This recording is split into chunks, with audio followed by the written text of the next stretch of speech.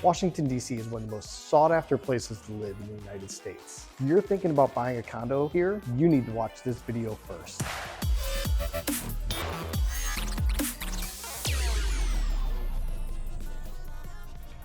Before we get started, please press the subscribe button to be notified whenever we have a new video. So in this video, I've got 6 things that you need to consider when buying a condo. Number 1, what are the condo fees? Condo fees are going to range in all different kinds of buildings.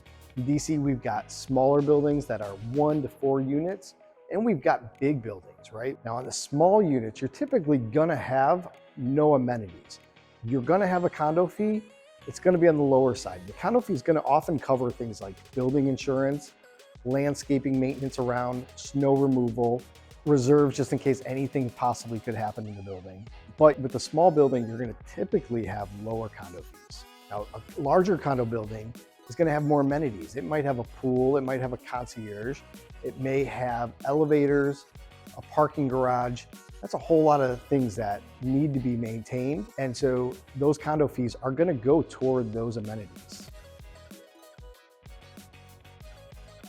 Number 2, you're going to want to know what these fees cover. Just as I said, in the small buildings, there's usually no amenities, but you want to know what your condo fees are going toward. In a larger building, as I mentioned in number 1, you're going to have a lot more amenities, but also if you see a higher condo fee, it doesn't always mean that it's only covering those amenities that you may or may not use. Sometimes those condo fees can cover your utilities, so things like your electricity, your gas, your water. In some cases, it could be your cable TV and your internet. So when you see those high fees, you just want to know what they're covering because you're going to be paying some of that out of pocket anyway. Number 3 is how close is the condo to a local metro? In DC, it's really important to be near a metro. Higher valued condos tend to be close to a metro. So people find it very, very desirable to be in walking distance to a metro because you could be working in one side of town, living on another side of town, you have friends in another side of town, and you like to experience and go out in different neighborhoods. You're gonna wanna know how close is your nearest metro. Number 4, are there any hidden fees? Now, condo fees are on top of the mortgage, but even on top of the condo fees and mortgage can be a special assessment.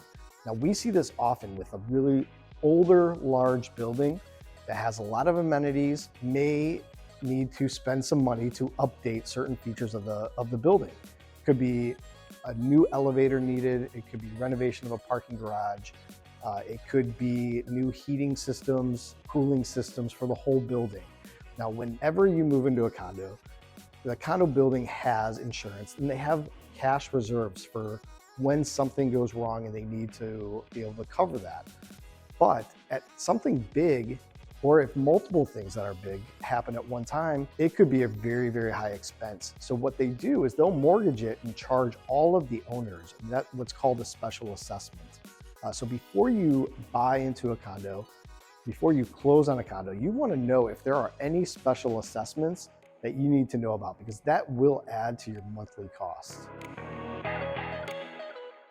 Number 5.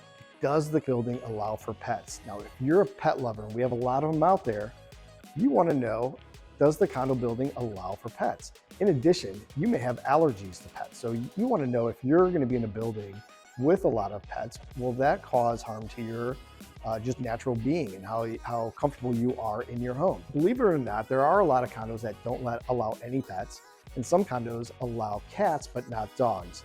So if you're a dog lover, you want to just make sure that the building allows you to bring your best friend.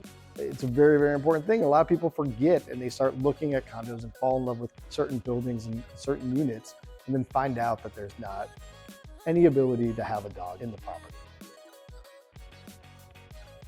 Number 6 and final one, are there any rental restrictions? Now this is a really big one because a lot of people buy a condo in DC and they imagine holding onto it for the next 20 years, just living into it for a couple, 2 to 3 years, moving on and renting it out and the value's increasing. Now, believe it or not, there are some buildings that do not allow rentals.